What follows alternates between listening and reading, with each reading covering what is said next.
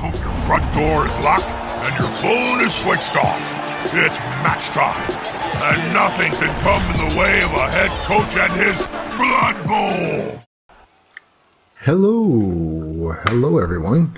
Welcome back to the Sage streaming Blood Bowl 2 with a replay analysis. Over here on Discord, I've got Waynefarer with me. Hi there. Hey, Sage. Hi, welcome back. Now, I've already opened your replay, which is a game of you playing Norse against Dark Elves. I'm just looking at the setup phase right now. So, let's have a look at the squads involved. This looks relatively rookie-ish. Alright, I'm still in the setup phase, but I'd just like to have a look at your team. I'm not a big fan of strong arm, to be honest. Yes, strong arm makes a bit more sense on an agility 3 thrower, I guess. But the thing is, it's flat out worse than accurate, and it costs more too. So I would just skip strong arm and either take probably dodge on the doubles actually for the thrower. I'm probably going to take the draw. I absolutely regret taking the draw on the doubles. Oh, your voice seems to be cracking up a little bit. Let's hope that gets better in a moment. So yeah, strong arm is not a great pick. Blodge on an Ulf is of course amazing. You'll definitely want break tackle with that. Block on the other Ulfs, very sensible. Dodge on the Berserker, yeah, I would have picked that too. Mighty Blow is a good first pick. You'll want piling on soon. Tackle. Yeah, everything but the strong arm looks very sensible. Opponents have an assassin, so that's cute. Right, anything in particular you would like me to focus on? I was quite unlucky for this match. I think the opponent got two blitzes, so I guess what I'm looking at is how do you play when? Okay. If you play two evenly matched teams. Sorry, your voice seems to be failing pretty badly here over on my end. Could you check if you have any processes running that are very resource intense?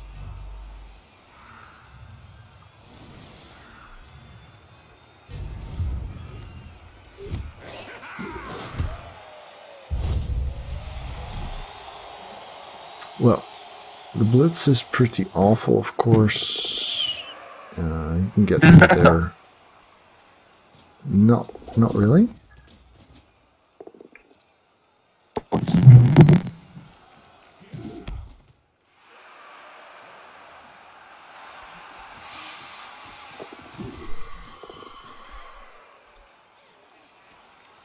Yeah, your lack of tackle is probably going to be very, very important in this matchup. Does this sound better?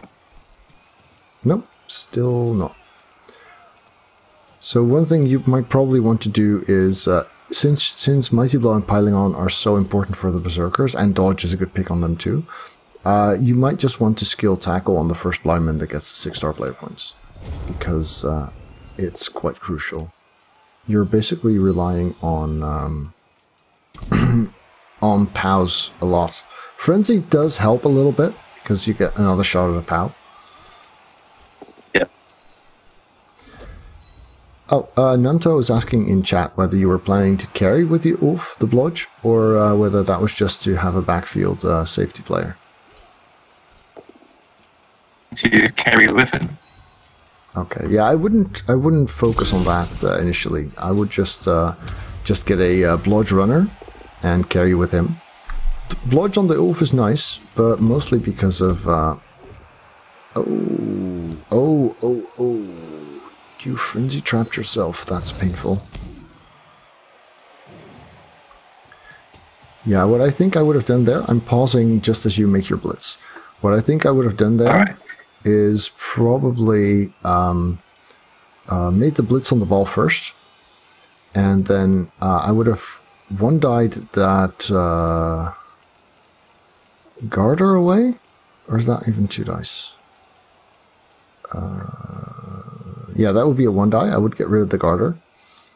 Because then you could block the other guy from a better angle and get someone free. Because even if you make the blitz on the ball and you roll POW, you still need someone to go down and get the ball. So that's what I've gone for. If the voice doesn't get fixed, maybe you can just reply to what I say in chat comments, because I see those too. That might work. All right, sure. All right, so you get the POW. That's good. I would have probably taken it 1 square left from where you put it now, just because there's better chances of the ball winding up. I've paused again. Better chances of the ball winding up in an area that you control, because the flank is more his and the center is more debated or possibly even yours if you get some dodges. So having having it more under your control. In this case, it would have bounced into your hands, which would not have been bad either. Oh, but that's nice. So you managed to get it there.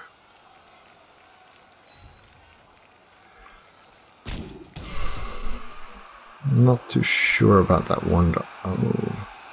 Okay, so you're choosing to leave the ball relatively exposed in the back there,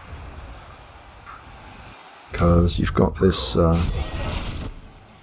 strength 4 who can blitz you with 2 GFIs, and you've got a lot of room down the center as well.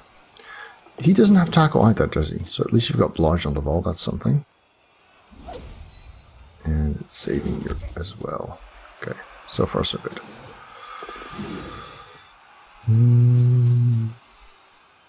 This gives potential for surfing, which would be kind of nice. So I'm looking at his placement of his tackler on your right flank. So he just suffered his turnover, and I'm pausing to have a look at the situation as you start out with in your turn 2. Right. Now, the tricky thing is, of course, that you really want to get your ball safe. But I would also be pretty tempted by blitzing that tackler into the crowd. Yeah, because it's his only tackle. You've got a couple of blodge, including the ball carrier. And if you manage to POW on Doxycycline, you could even chain push your carrier free, who could then do the blitz against the tackle for the surf. See what I mean? How do I do the chain push? Yeah, if you fill up the 1 square to the left of Doxycycline, and you bring in an assist, then on a POW you could actually get that free. And bringing reinforcements down this area is not that bad either, because if you decide to go and dodge with the carrier, which is 8 out of 9 to get the surf, then you want reinforcements around where the ball is going to go down anyway. So I would probably be concentrating very strongly on that right flank. Try and get that surf in. But the problem with the right flank is that his witch elf is on the ground and she has to jump up. Yes, yeah, that is a problem. I would probably end that turn fouling that witch elf after the surf. Right. Because that would help.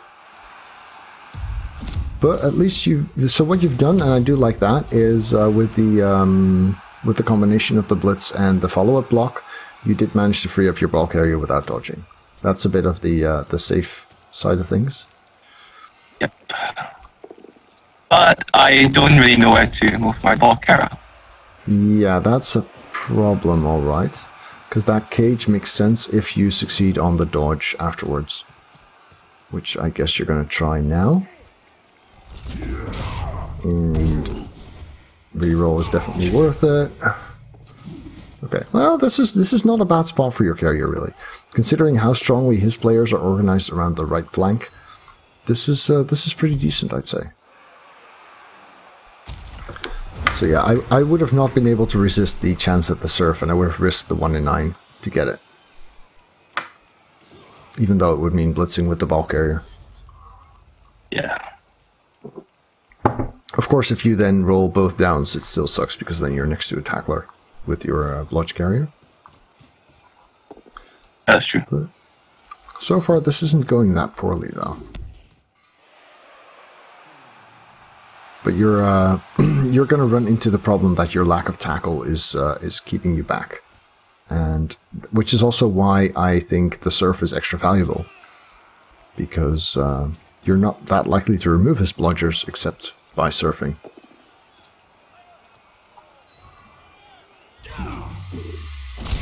So, watching his turn 2 now. He's trying to isolate you a little bit, but you've still got enough room to move around the back. He really wants to stay next to your ball carrier. Now, you don't have any guard, which is a bit of a pity. But you've got strength 4 to blitz with, and that's probably what you're going to wind up doing. Or you could even blitz the assassin with your mighty blow, which would give you a chain push, allow you to get the strength 4 out the way, and also get you a follow-up 2-die block on the loner with the guy next to him. See that? If you bring in 1 assist... Oh, you open with a... Oh. There was really no need to go 1-die here. If you did the blitz first, you could have opened up this formation so that you could 2-die everything. Suppose you bring the Bor Gerterson from the right flank and stand next to your ball carrier. Right? Right. Then you've got a 2-die blitz on the assassin with the jump up berserker in the middle. And it would be a 2-die into a chain push, which would get the strength 4 out of your way. And then it would even let that berserker give an assist on more Boritson's block on Endrel, the loner. So that would solidify your position, get you a mighty blow punch against armor 7, and get your ball carrier free. So that would have been a far safer and more effective play. Is this a league game, Nanto is asking? This is Champ's Ladder. Champ Ladder, yeah. So you do get the POW, which is nice. This could have been a jump up block if you... just pausing here during your turn 3 again. So I saw the jump up, but it's 1 in 6 chance to not even stand up. So I didn't want to risk that because I used my reroll already, and I really needed my players. I don't think you really needed the players that badly, to be honest. You could have, if you move the ball, say, 1 square to the right, then you could have used both the Blodge Ulf and the rookie out back to reinforce the position. And then keep blocking that formation. You could have blocked both of them, and it would have given you another mighty blow punch against armor 7. Yeah, I think you had enough players to get safe. I think I do now. Okay. Still, your position isn't awful. You're exposing your mighty blow player a bit, which is not ideal. Okay, I'm watching him blitz now. He's powering your mighty blow. No problem there. So you've got a fairly strong position on the left flank, and he's a bit weaker there. So he's probably fortifying that a little bit. Moving around to get in front of you, because he's focusing on where you're going to be rather than on just where you are right now.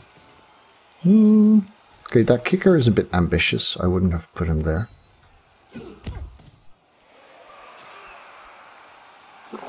Oh, he left you an easy surf. That's cute. And it's on his only tackler again. See that? Sorry? I'm pausing at the start of I didn't really so his only tackler is in a very, very easily blitzable position, a surfable position here. Because you've got strength 4, he's 2 squares from the side, doesn't have sidestep, so this is a rookie mistake from him, really. Yeah, so you get in there and then you blitz there. 1, 2. That works because there's no guard. This is still stuckish though.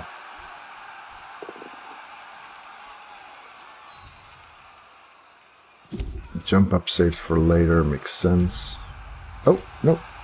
That was going to be a jump up 2 die in... No, 1 die even. Aw, you didn't go for the surf?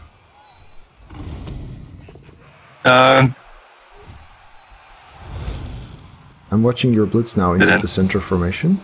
Yeah, I would have definitely gone to surf that bludge tackle. I mean, your dodge is an asset too. If you remove his tackle, that's huge. And it's just 1 elf out and a bludger at that, which is your biggest problem. You've got 4 turns after this. You can afford to spend a turn or 2 on attrition. I think at this point I got quite nervous because I Norse are not like very fast, so I thought, like I saw this stuff, I was like, I need to try and get the ball. Could I ask you to switch to text chat, because the voice thing is really pretty awful. You can just type in the stream chat up here. Thanks. Then I'll go ahead and mute this here. There we go. Oh, that doesn't work. So lots of chain pushing options for him. You saw the surf, but you were more worried about the strength 4 elf. Yeah, last time the voice thing was fine.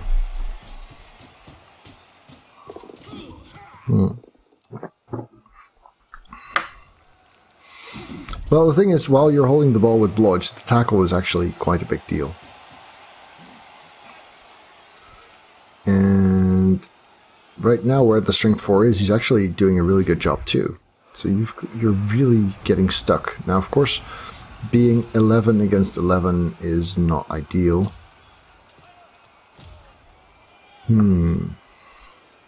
I've paused at your turn 5 looking at options, but they're pretty slim. His garter's in a great spot there.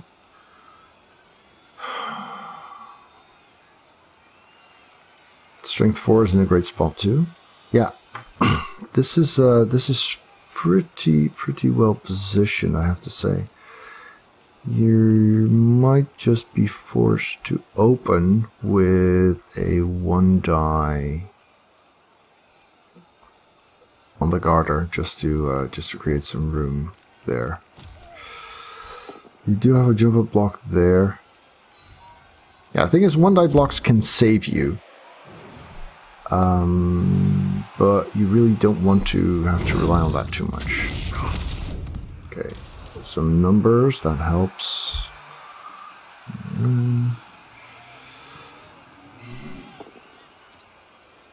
Okay. Did you want the chain push so bad because you chose not to take the both down? Oh, you got it anyway. So that's good.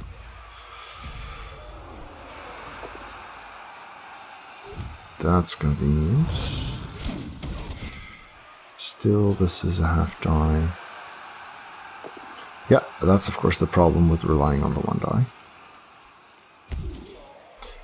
Now, your... Oh, that's convenient too. Okay. This is pretty dangerous though, because you're leaving your guy in a cage against elves who have a garter. Where's his tackle? At least his tackle is somewhat contained, so your blodge might wind up saving you a little.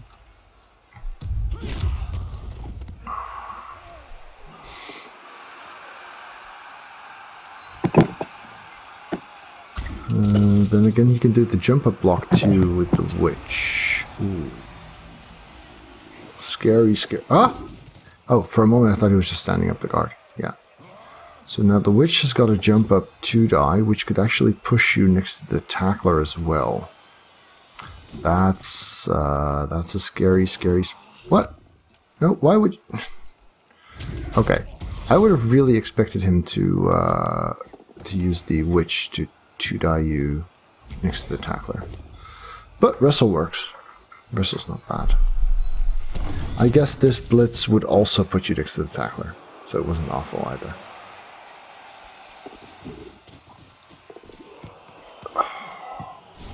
Okay. He's going to reroll that.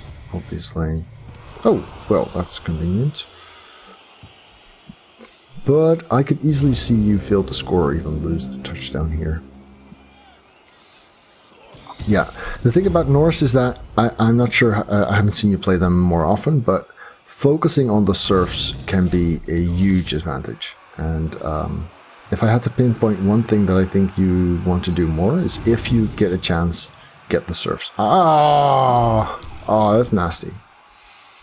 And I mean, sure, the strength 4 blodge is annoying. And you don't want to be caught off guard by him too much, but I wouldn't over focus on him either. And I do think that's something where you went wrong a little bit.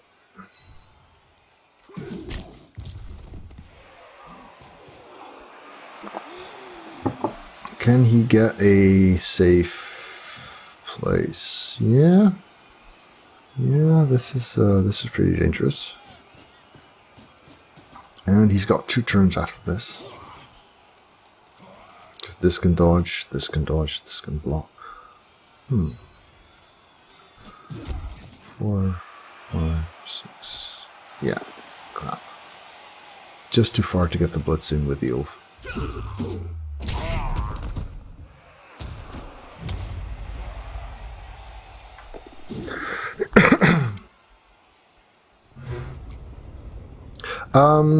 So Waynefarer, let me know whether you want viewers to offer advice or not, because I think they see stuff I don't see, and I might very well agree with some of that.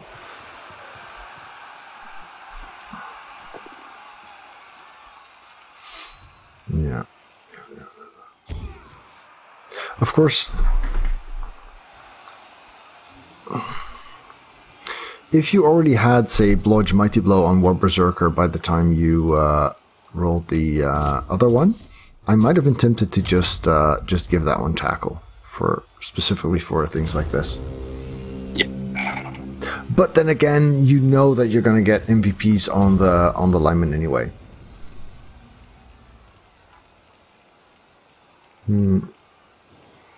Ah, one of your berserkers has tackle. Okay, that's good.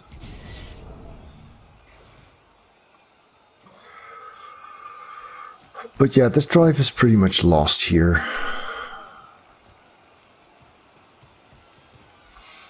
Now, of course, it did start off with a blitz, so you were on your hind legs and losing a lot of the control. And Blood Bowl is really about control a lot. But I do think if you had gone for the surf and pushed a bit more on that flank, you might have had a better shot there. Just because of numbers and tackle.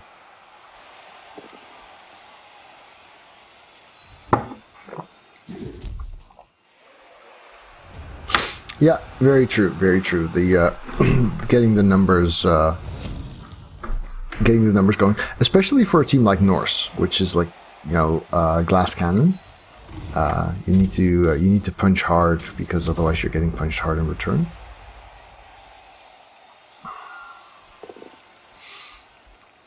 Yeah, I see you setting up your 2 dice. You've just completely given up on the drive, which is fair enough.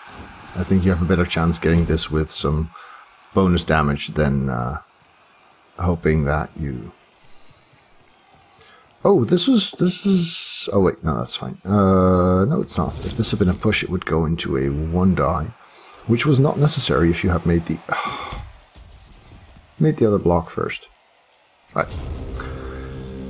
But then skulls happen.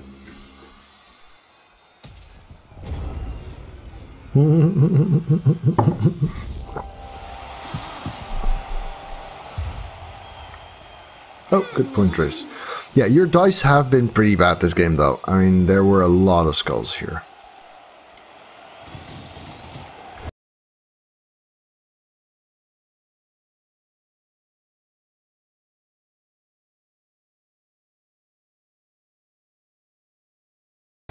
Only 1 KO roll. Does he come back?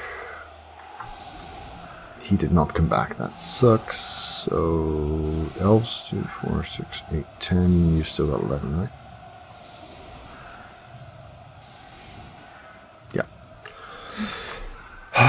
This is a tricky one. This is really a moment where you say, am I going to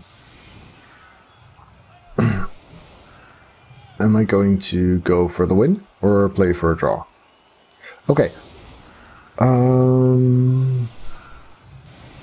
I would probably be putting your center guys a bit closer together.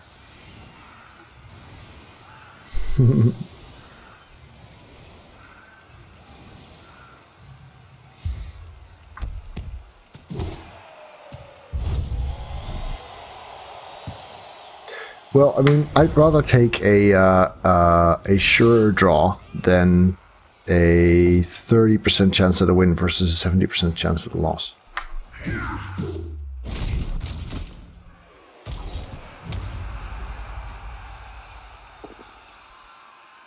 Yeah, what Drace is saying is very true. If you're giving up the sides anyway, then staying bunched up in the center might make more sense. That way, once he picks a side, you're able to get everyone from your team over to that flank. And, well, he's also not in a hurry, of course.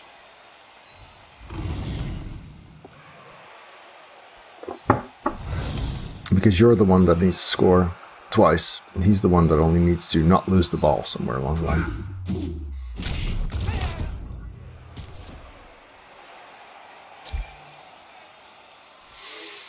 So I would probably be sending at least one person forward as a threat, just so that he can't hang in the back with the ball and wait for you to act, because that's going to wind up a 1-0 loss.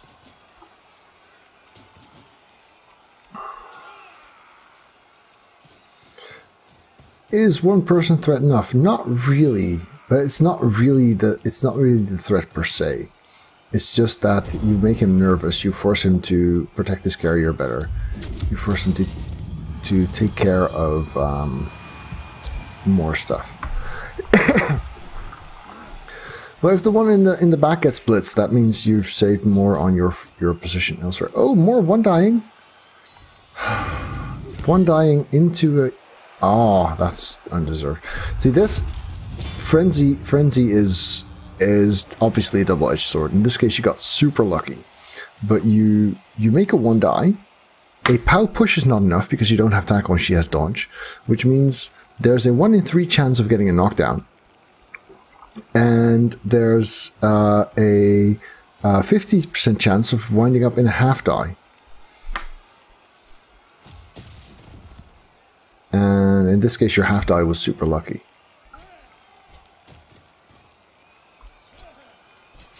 But you really want to avoid the frenzy traps, the moment where you go into a situation where you get a 1 die or a half die.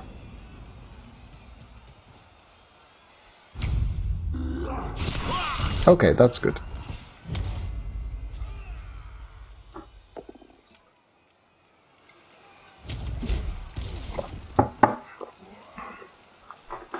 So if I were your opponent, as long as you don't actively force me to go make a push for the touchdown, I'd just hang back with the ball.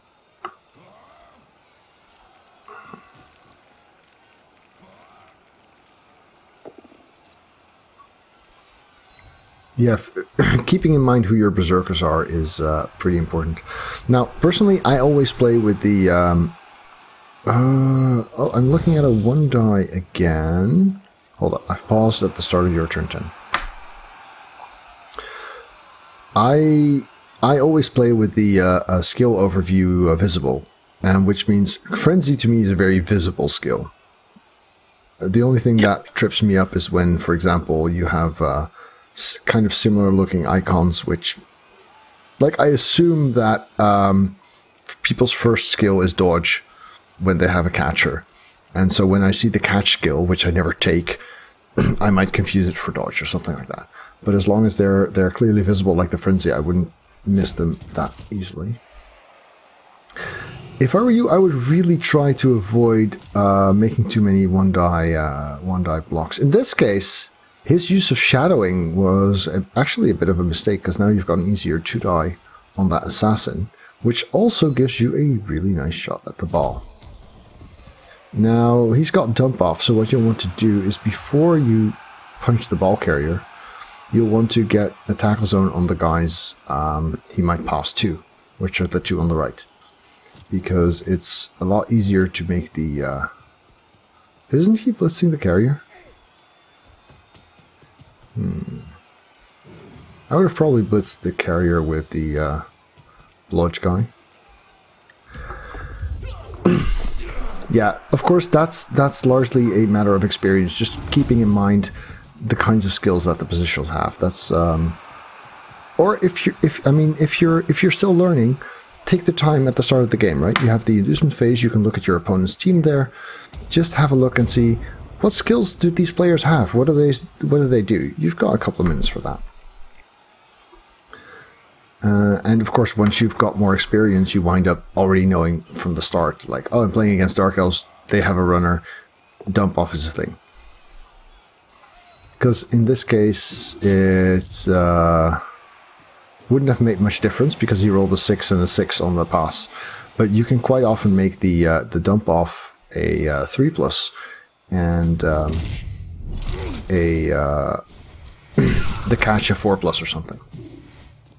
If you really want a good dump-off player, do you go pass or accurate first? I go pass first. Yeah, absolutely. Because you're not able to use a team reroll. Usually, dump-off is a 3+, because you only got one tackle zone on you when you dump off. And since you can't use a team reroll, it turns a 3+ into a 1 in 9 failure. Whereas pass turns a 3+ into a 1 in 6 failure. Sorry, accurate does. Yes, the assassin definitely did overperform, although Norse are definitely a favorable matchup for them. Please tell me you blitz from this side. Oh, so you've did the frenzy trap thing again. If you had blitzed from one square to the side, you could have pushed into another 2-die. Whereas here, I think you just forgot about it. No, if you have pass, it becomes a 1 in 9 because you get a skill reroll.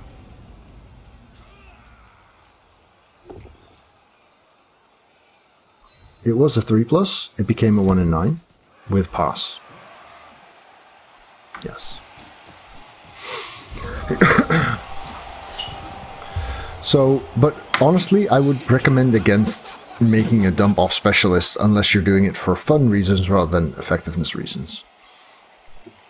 I mean, I like having one runner on my Dark Elves for when you run into Wood Elves and stuff.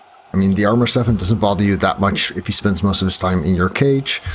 And if you run into really, really good sackers, then it's nice to have a backup plan.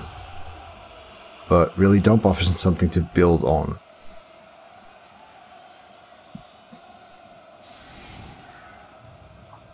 Dump-off on Pro-Elf catchers... I wouldn't invest in it. It is fun, but you need another doubles for pass, because otherwise you're still looking at that one. If you really would want to build your pro elves into dump-off specialists, make the thrower a dump-off. He's still got the benefit of having guys with catch and nerves of steel next to him. So the usual tactic against dump-off of marking the guys you would pass to no longer works. But now you've got a thrower who can actually use it. Yeah, Mighty Blow on a pro of catcher is actually really, really cool. And the pro of thrower, because he's already got pass, he only needs dump off and accurate. I still wouldn't do it. I still wouldn't recommend focusing on it. But if you want to, I wouldn't rely on the catchers rolling doubles to do so. I would just make the thrower into it. And of course, if you just give him accurate first, then you've also got a nicer regular passing plan. Back to this game. You've remembered Frenzy, I guess?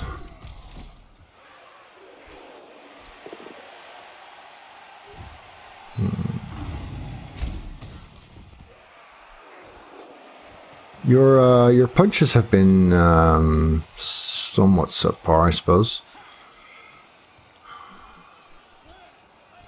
Yeah, once you're 2-0 down, the game is relatively relatively done. It's I mean, I get that you want to get the best out of it, and in Champs Ladder, if you're keeping the team, then it's also worth really working for that. But even if you score turn 13, you're probably not getting that. Unless you suddenly start damaging every single turn, of course. I would still be trying for a 2-turn touchdown, or at least the threat of one. Because while you have the chance at a 2-turn touchdown, you have a chance at the game.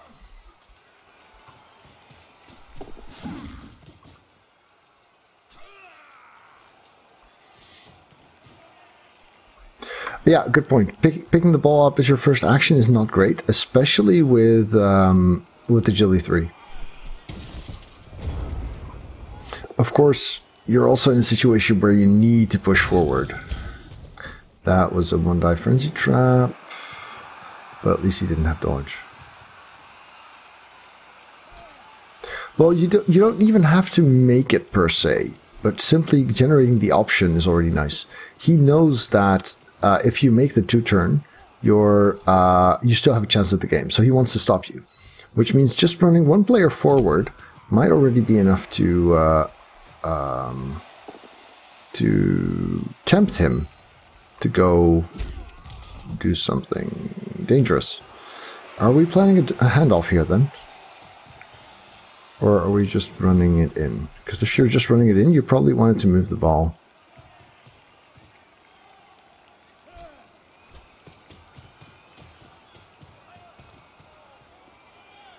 Handoff to the Elf. Alright. Scary, but you've got the rerolls and it's 75%, and he is a lot safer with the ball. That's fair enough.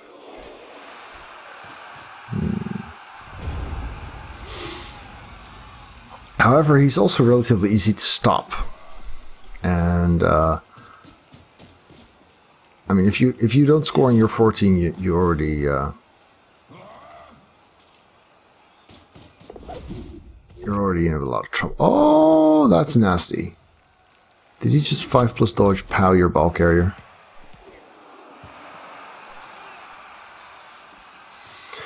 Well, handing off to the Elves is very nice if you are in a dominant situation where you control the game and you want to skill them. I mean, if you're 2-0 ahead, then you hand off to him. If you're in a situation where you can afford to fail and you're pretty sure you still score, you seem to be using it as more of a plan A, which I would not recommend. Same thing goes for Saurus, by the way. Although with the Agility 1 it's a bit worse still, but they're really...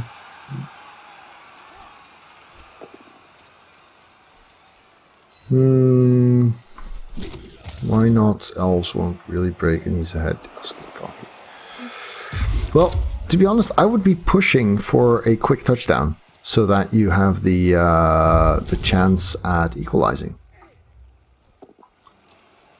Even if you just run 2 guys forward and keep your strong arm dude in the back, he has to keep all of those safe, which means you get more room.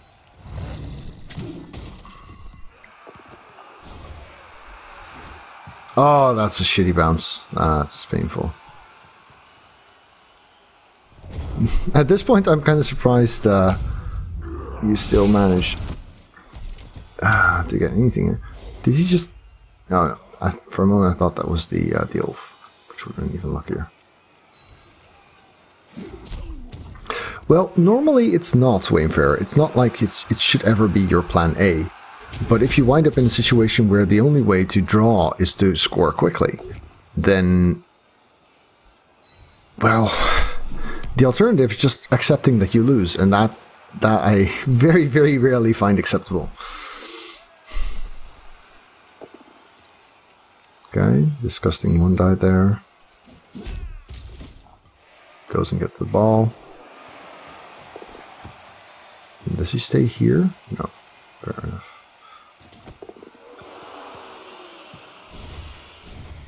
What was that? Oh. Oh, wow. Oh, whoops.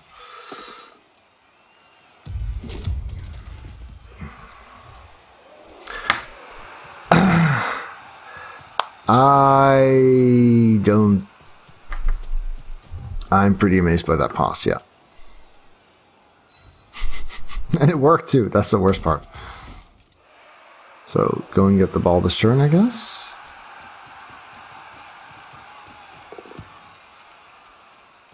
I need to do something about this guy. Oh. Oh, you're just going for the pass now.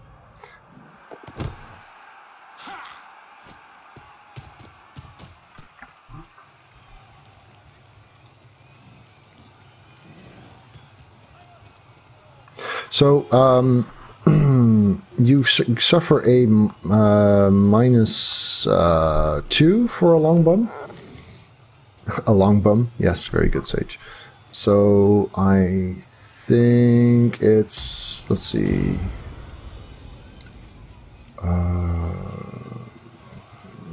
I think a 3 would have fumbled 2 there.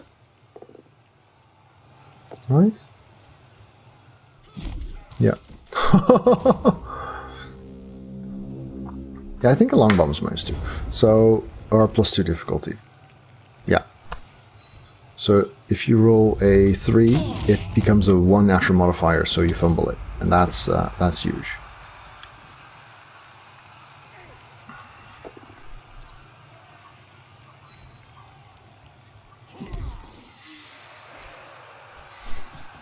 Yes, it would, because the modifier cancels the others. But so would Accurate. Accurate does everything that Strong Arm does, but it also works for quick passes. So, there we have the final touchdown. So yeah, large scale perspective. Focus on studying Frenzy, both for its active use in surfing and for setting up chain pushes, for getting your damage in, and focus on not setting yourself up for frenzy traps. Take a moment to analyze the turn and see whether you can get to where you need to go with 2 die blocks, because you were relying on 1 die blocks to save you a lot, and occasionally a half die even. Sometimes that is the right play, but in this case, quite often it wasn't necessary. There were good plays that would get you a 2 die, which I don't think you capitalize on. Yeah, and in this case, dice definitely were not in your favor, but that's not really worth worth teaching about, I guess. Guard is definitely that's part of the problem with Norse is your Elves need block and break tackle and dodge. Your Berserkers need Mighty Blow, Piling On, and dodge. Which means that your Strength, Access, Positionals have a lot of important skills to take, but your team as a whole really needs the Guard. So what you're looking at is like Mighty Blow, Piling On, Tackle, and maybe a dodge on a Berserker. And then you take Guard, and then he spends half his turn on the ground anyway. And for the Elves, you get Block, Break, Tackle, maybe dodge, and then Guard. Although you really want to tackle there too, maybe. So there are a lot of good skills to get, but the access is all on the same players, which means it takes a long time to get there. And then you have the linemen, and the linemen are so meh. Yes, you can get tackle on them because you need to get it somewhere, and it takes too long for the others. So yeah. It's a bit of a tricky thing. If you can make your Norse team into the ideal one, the ones that scale exactly the way you want to, then they're quite good. But if you wind up with the skills the wrong way, too little skill stacking, then things get hard. Alright YouTube, thanks for watching. If you enjoyed this, remember to leave it a thumbs up at the bottom. And of course, if you'd like to see more videos, do check out the channel and hit subscribe on your top right.